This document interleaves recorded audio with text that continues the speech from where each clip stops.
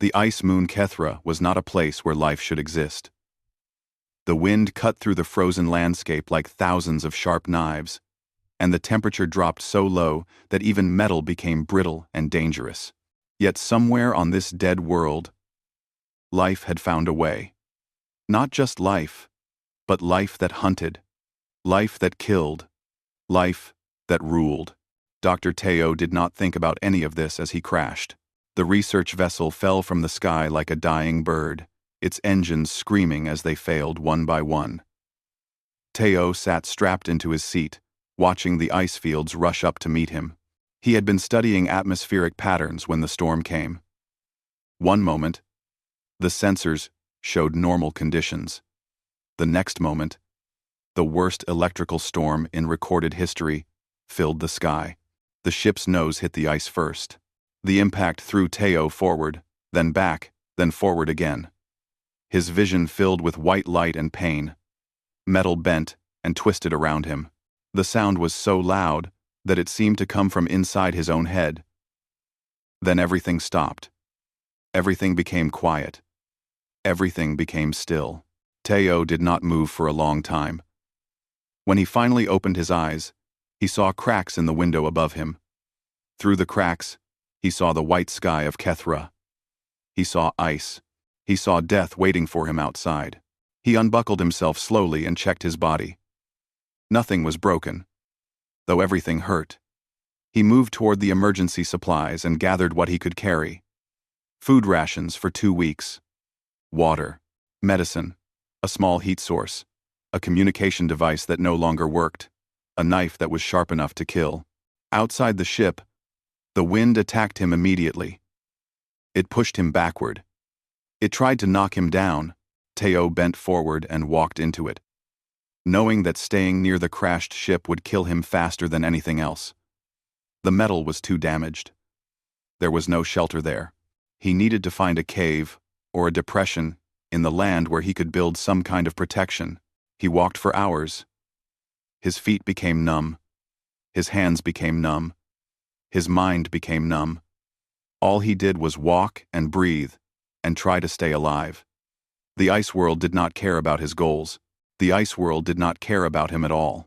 Then he saw it. A black opening in the white landscape. A cave mouth that promised shelter and darkness and something that might be called survival. For a few more hours, Teo crawled inside and collapsed against the wall. He used his heat source to warm the small cave entrance, just enough to feel his fingers and toes again. He ate some of his rations even though he was not hungry. His body needed fuel. His body was a machine, and machines needed fuel.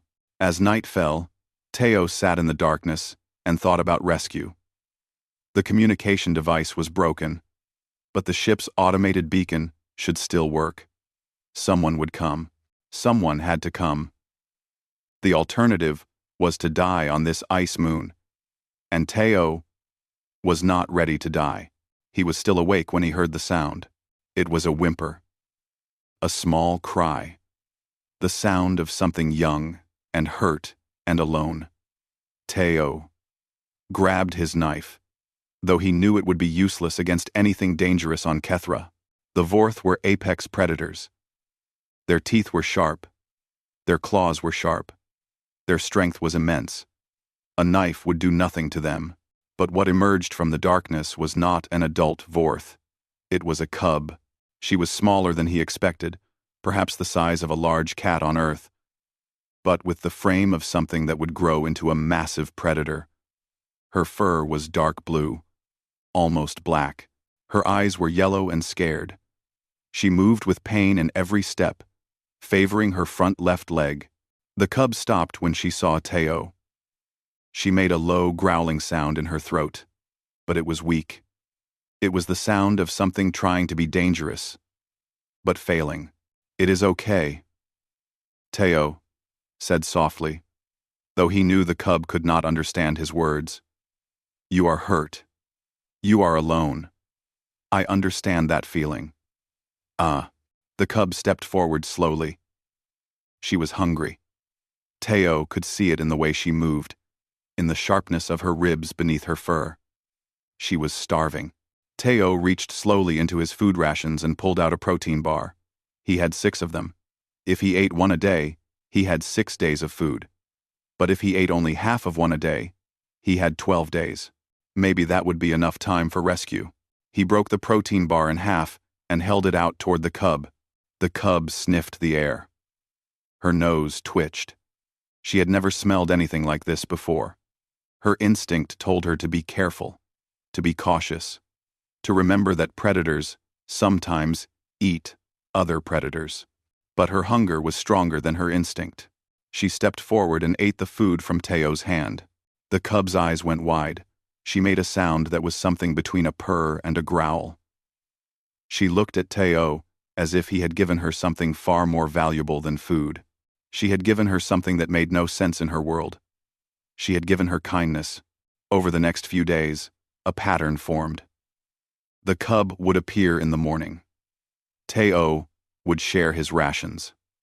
The cub would eat and then disappear into the darkness.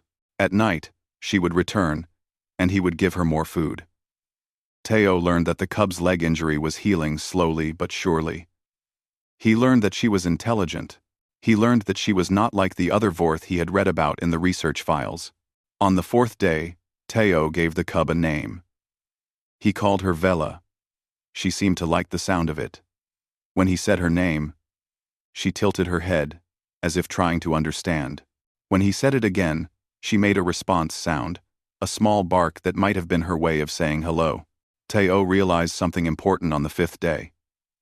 He realized that he was no longer alone.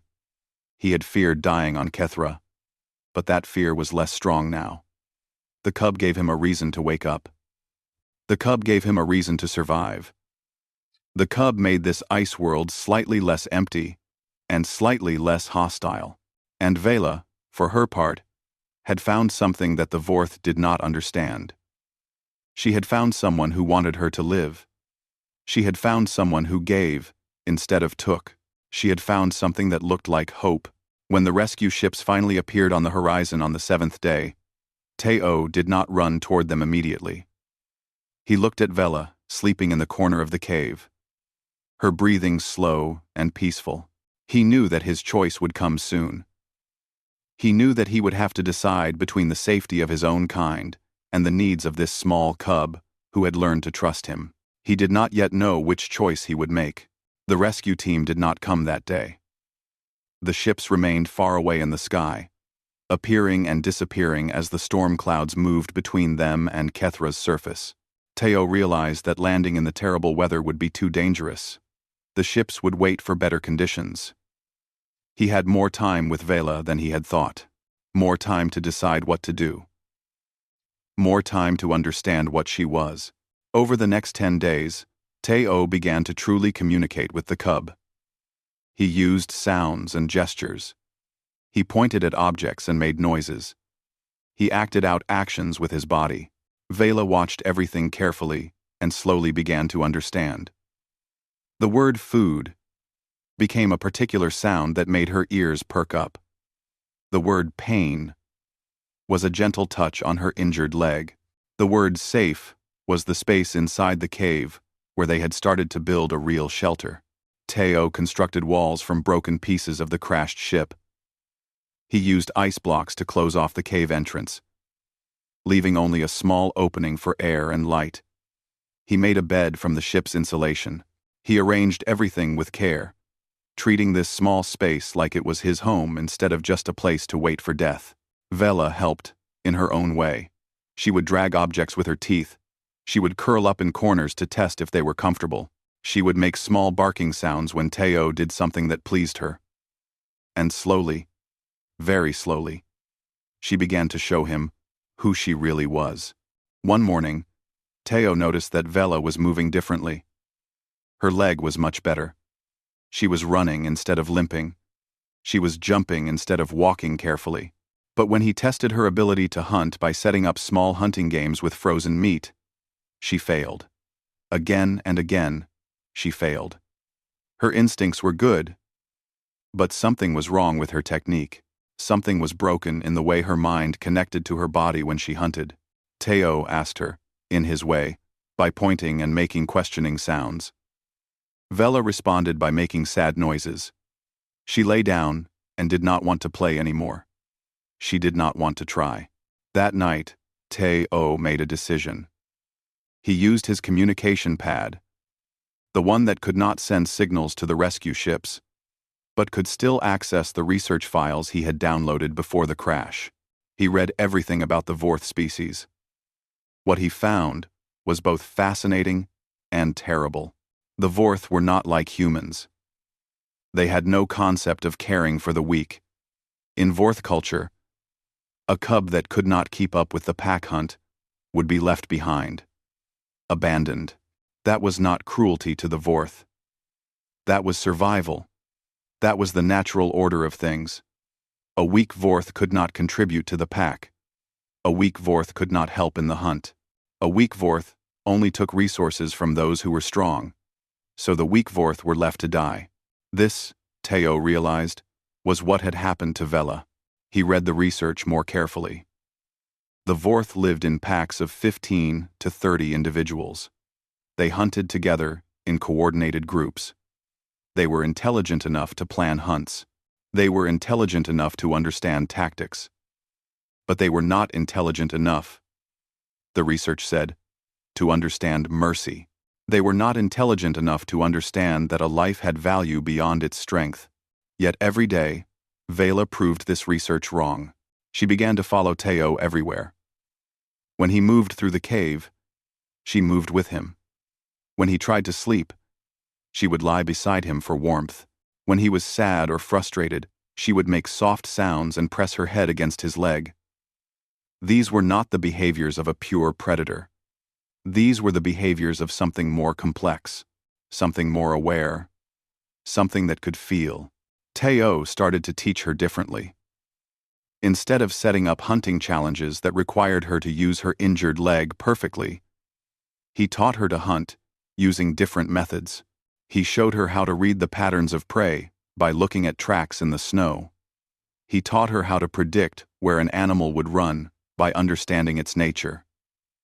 He taught her how to wait for the perfect moment instead of rushing forward with strength. And Vela learned. She learned faster than Teo expected. She would watch him carefully, remembering everything. She would try new techniques and improve them through repetition. She would make mistakes and then remember not to make them again. She was, Teo began to understand, one of the most intelligent creatures he had ever encountered. One day, Vela made a sound that Teo had never heard her make before. It was a complex series of barks and growls, arranged in a pattern that almost sounded like language.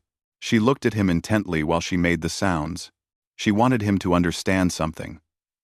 She wanted to communicate something important. Teo tried to imitate the sounds, but his human throat could not form them correctly. Vela tilted her head and made the sounds again, this time more slowly. Again and again. They repeated this pattern. Slowly, Teo began to understand that Vela was teaching him her language. She was trying to bridge the gap between their two species. By the time the ice storm finally cleared and the rescue ships began their descent, Teo and Vela had developed a system of communication that was uniquely theirs. Not quite human language. Not quite Vorth language. Something new. Something that existed only between them. Teo watched the ships come closer. He knew that the rescue team would want to return to human space immediately. He knew that they would want to destroy Vela, or study her, or do something with her that would not include keeping her alive just because she deserved to be alive. He looked at the young Vorth cub sleeping beside him. He thought about the Vorth pack that had abandoned her.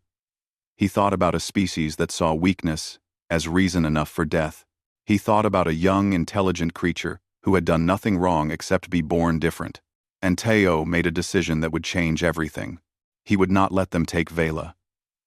He would not let her go back to the Vorth pack to die. He would not abandon her, the way that every other Vorth had abandoned her. He would stay with her, even if it meant leaving his own kind behind. He would be the one thing that Vela's species had never taught her how to expect. He would be loyal. The rescue team arrived with weapons drawn and fear in their eyes. They did not expect to find Dr. Teo alive. They certainly did not expect to find him alive with a Vorth cub at his side, her head resting peacefully against his leg. Captain Min-Su was the first to emerge from the landing shuttle. She was a tall woman, with sharp eyes that missed nothing. She had been Teo's commanding officer on the research mission, and she had been the one who insisted on sending rescue teams the moment the crash was detected. She had been the one who believed Teo could survive. She was not prepared for this. "Step away from the creature," Min-Su commanded, her weapon raised. "Now, Teo. Move away slowly." Teo did not move. His hand rested gently on Vela's head. The cub opened her eyes at the sound of the new voices, but she did not move either. She had learned that Teo was safe, and that meant that anything near Teo was safe. "I am not in danger," Teo said quietly. "Lower your weapon, Captain. This cub is not a threat." "Not a threat?" Min-Su stepped forward, her team behind her. "Teo. That is a Vorth. The Vorth are apex predators. They hunt everything. They kill everything. They have 0 recorded instances of cooperation with any other species. That creature will kill you the moment it decides you are not useful anymore." "No," Teo said. "You are wrong about what she is." The team began to establish a perimeter around the cave. More soldiers arrived. More weapons appeared. The landscape that had been quiet and peaceful for weeks suddenly filled with noise and movement and human presence. Vela pressed closer to Teo, not out of fear, but out of comfort. His presence was the only thing that made sense in this chaos. That was when Teo saw them. The Vorth pack appeared on the distant ice fields like shadows moving across snow. There were 12 of them, their dark blue fur nearly invisible against the white landscape. They moved with a coordination and grace that human soldiers could only dream about. They were hunting. Or they had been hunting. Now, they were investigating the new sounds and movements in their territory. The pack leader emerged first. His name, as Teo would later learn, was Rokin. He was massive, twice the size of Vela, with scars across his face that told stories of fights won and enemies defeated. His yellow eyes swept across the human soldiers and the cave opening and finally landed on Vela. For a moment, nothing happened. The Vorth pack stood motionless. The human soldiers stood motionless. Teo held Vela close and waited for death to come. Then Rokin made a sound. It was a low, rumbling growl that seemed to come from deep within the earth itself. The other Vorth responded with clicks and barks. They were communicating. They were deciding what to do. Min-Su raised her weapon. "Fall back to the shuttle. All personnel. Establish defensive positions now." But Teo stepped forward. He walked out of the cave, Vela beside him, and approached the pack leader.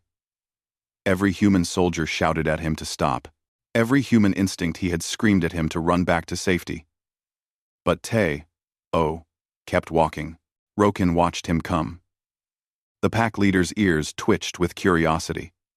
His claws dug into the ice, but he did not attack. He waited. When Teo was close enough to see his own reflection in Rokin's yellow eyes, he stopped. He looked up at the massive predator and spoke slowly and carefully. "This cub is your pack's?" Teo asked, though he already knew the answer. "She was abandoned because of her weakness?" Rokin made a clicking sound that might have been confirmation or might have been contempt. The other Vorth began to circle, moving closer. "She is not weak," Teo continued. "She is different. She is intelligent in ways your pack has never valued. She learns faster than any creature I have ever known. She deserves the chance to become something greater than what you expect of her." Rokin's head tilted slightly. For a moment, Teo thought the pack leader would simply tear him apart for his words. Instead, Rokin made a series of barks and clicks that filled the air. The other Vorth responded.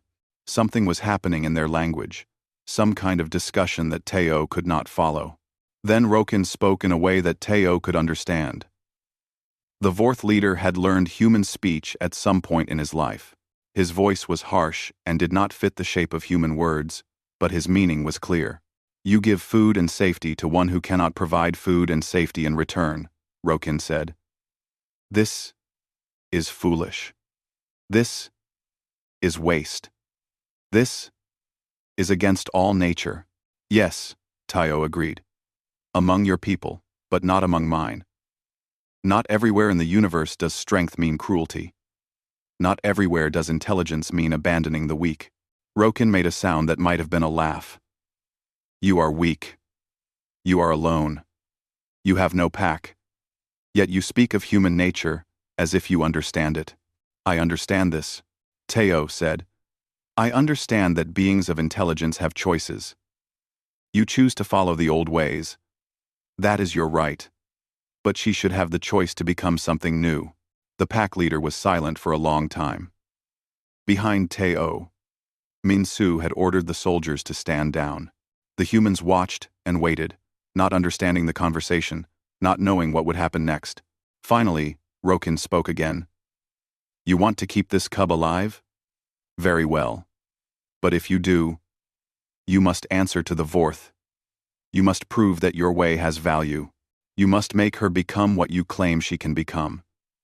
If you fail, both you and the cub will die. This is the Vorth way. This is fair. Teo looked at the massive predator standing before him. He looked at Vela, standing at his side, her yellow eyes watching everything. He looked back at Min-Su and the human soldiers, all of them waiting for him to make his choice. I agree, Teo said. I will teach her. I will show you what she can become. Rokin nodded slowly. He turned and made sounds to his pack. They began to withdraw, moving back across the ice fields, with the same grace and coordination with which they had arrived. But they did not leave completely.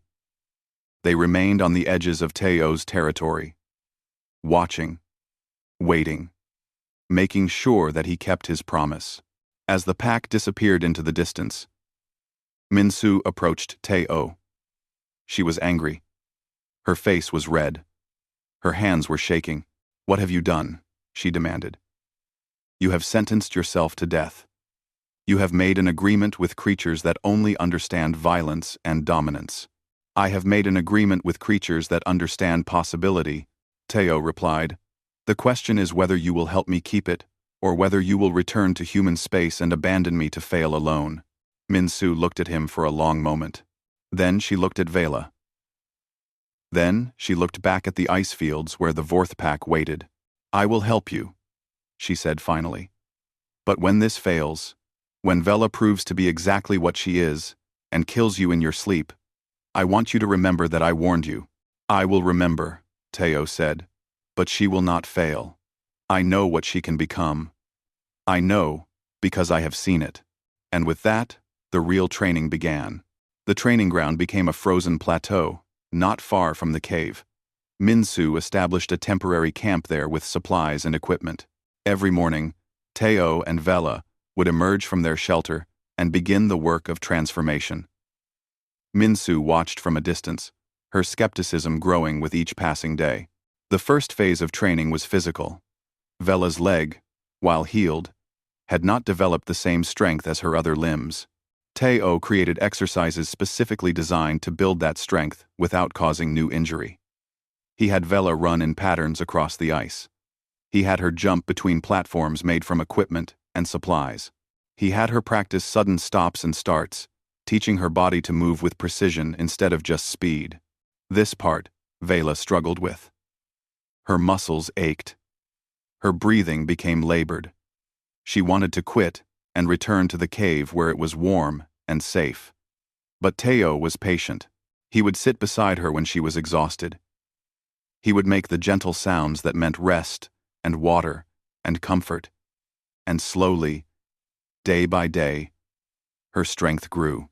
The second phase was tactical. Teo used the frozen landscape itself as a teaching tool. He showed Vela how to read tracks in the snow and understand the size and speed and health of the prey that made them. He taught her about wind direction and how it carried smell. He taught her about shadows and light and how to use them to remain hidden. He taught her about patience and timing and understanding the moment when prey would be most vulnerable. This part, Vela excelled at. Her mind grasped these concepts immediately. She would practice for hours, following scent trails that Teo laid for her. She would position herself behind ice formations exactly as he showed her. She would wait motionless for as long as it took. She was learning a new way to hunt, a way that did not depend on having perfect legs or perfect body strength, a way that depended on intelligence. The third phase was coordination. Teo showed Vela recordings of human pack hunts. He showed her videos of wolves and lions and other predators that hunted together. He tried to explain, through sound and gesture and action, that the strongest hunters were not always the individuals who used the most strength. Sometimes the strongest hunters were the ones who understood their teammates best. This part was the most difficult for both of them. Teo did not have other humans available to practice with. Min-Su remained distant, unwilling to fully participate in what she called Teo's madness. So Teo did the best he could. He ran through hunting scenarios with Vela. He played the role of prey. He showed her how to anticipate what a prey animal would do and position herself to cut off its escape routes. Slowly, something remarkable began to happen. Vela started to understand not just how to hunt with her body, but how to hunt with her mind. She started to see hunting not as a test of individual strength but as a puzzle to be solved. One afternoon, about 3 weeks into the training, something changed. Min-Su was sitting in the camp, reviewing data on her communication pad, when she heard shouting. She looked up to see Teo running toward her, yelling for her to come quickly. Min-Su grabbed her weapon and followed, expecting the worst. What she found was Vela standing over the remains of a large ice seal. The seal had been too big for Vela to kill alone. The seal had been too strong. Yet, it was dead. Its body showed no signs of thrashing or struggle. It showed signs of having been positioned and controlled and subdued through strategy rather than pure violence.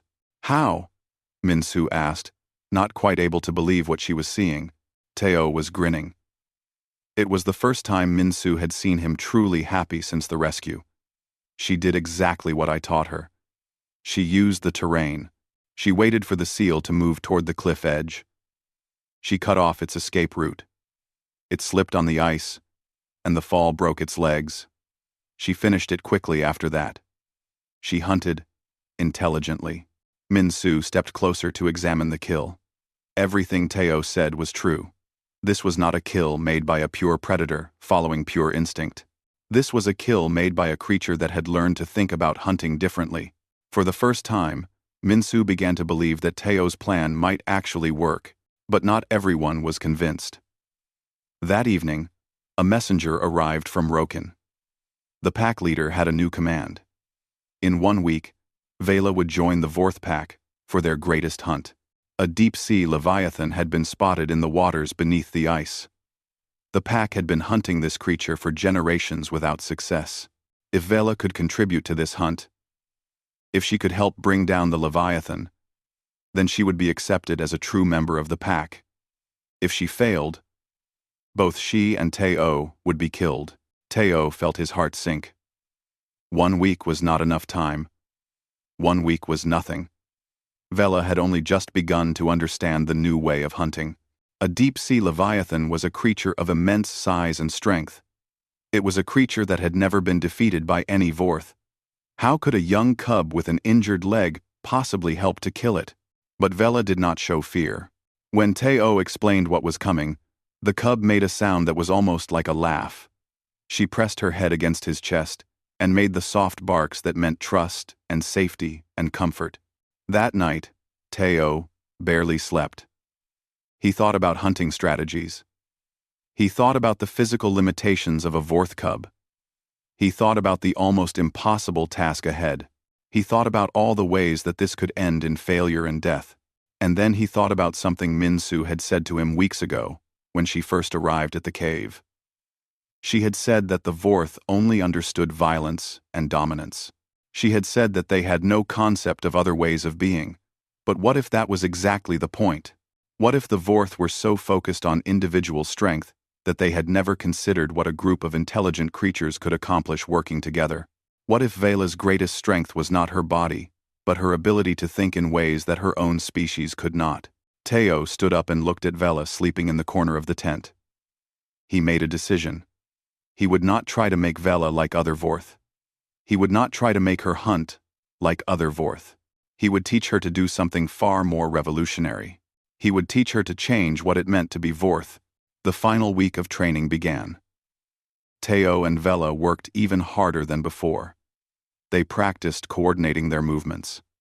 They practiced anticipating each other's actions. They practiced communication through sound and gesture and body language. And slowly, they began to understand each other so well that they could almost read each other's minds.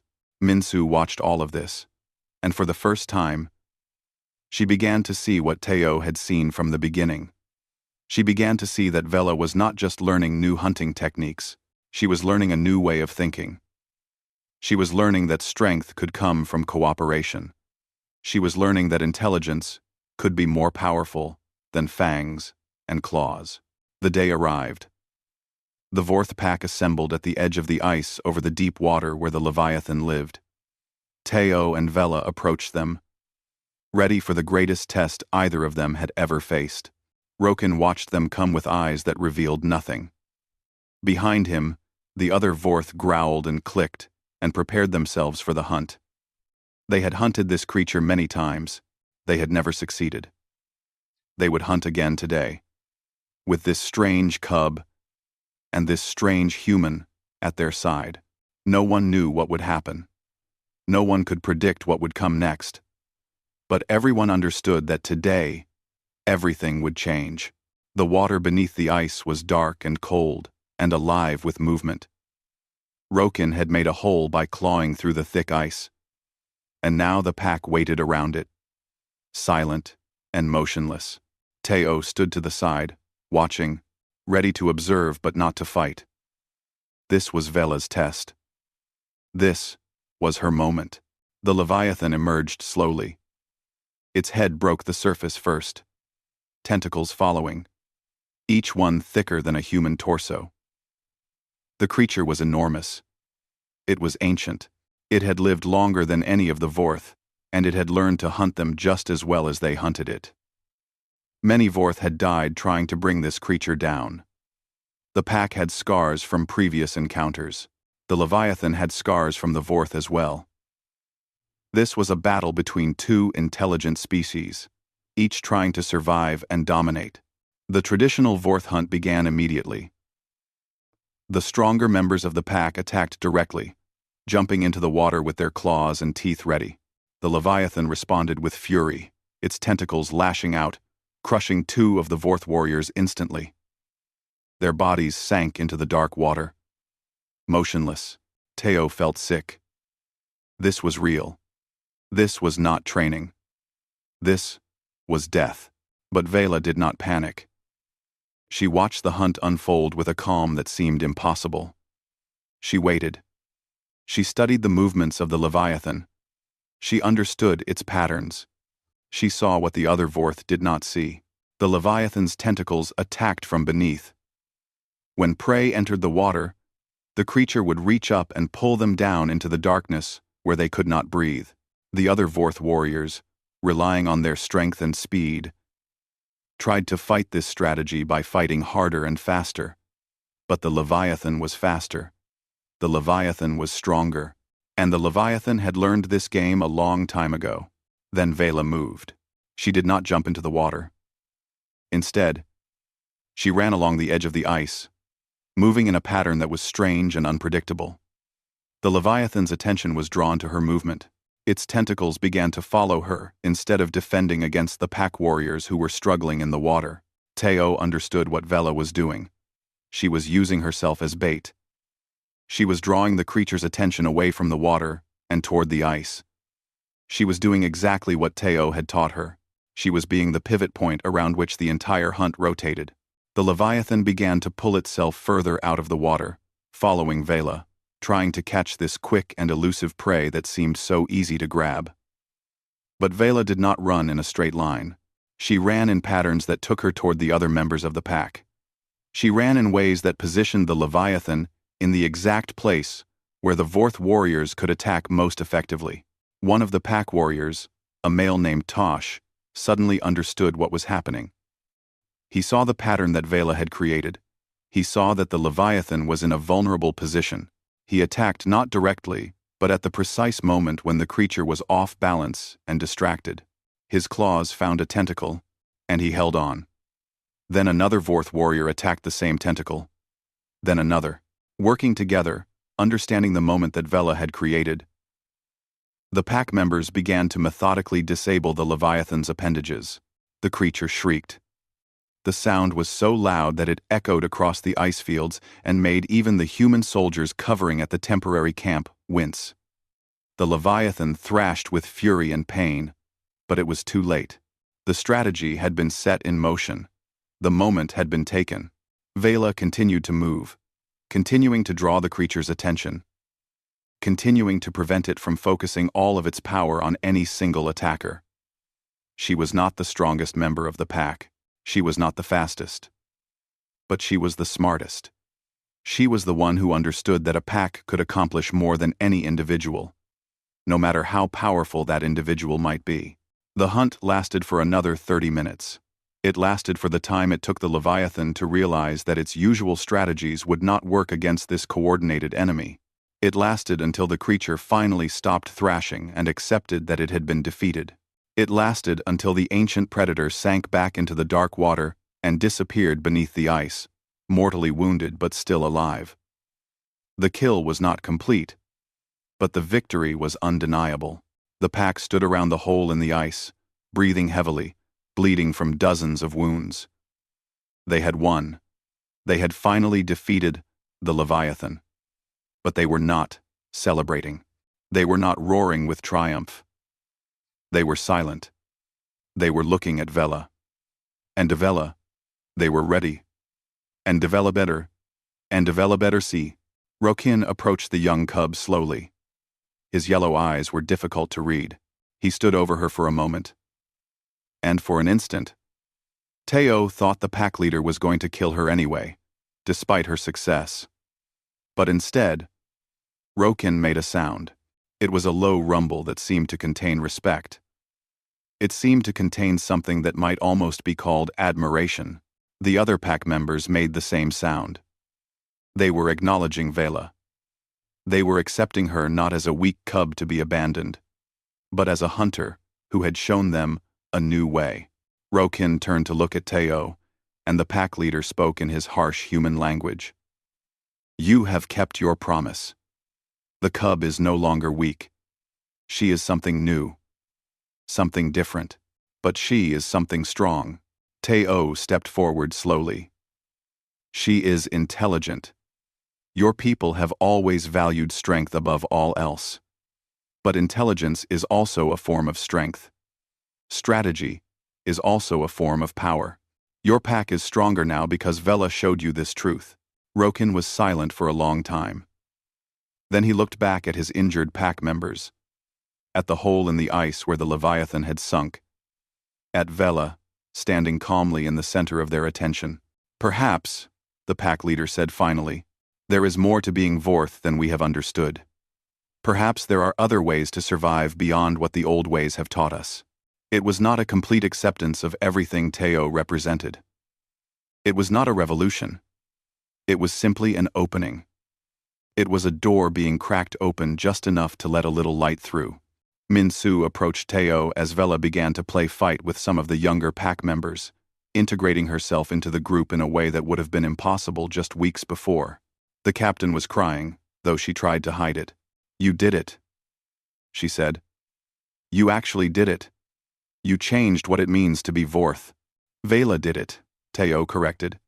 She was the one brave enough to try something new. She was the one willing to be different. I just showed her that it was possible. No, Minsu said. You did both. You showed her that it was possible. And you showed the Vorth that their way was not the only way. That is something much more powerful than any hunting technique. Teo watched Vela playing with the pack, and he felt something he had not felt since the rescue. He felt hope. Not just hope that Vela would survive, hope that perhaps an entire species could learn to become more than what they had always been. Hope that intelligence and cooperation could change the fundamental nature of a civilization built on dominance and strength. The sun was setting over the ice moon of Kethra. The rescue ships still waited in orbit, ready to take Tayo back to human space whenever he chose.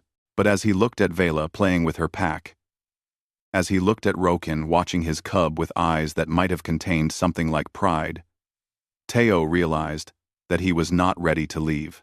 His real work had just begun.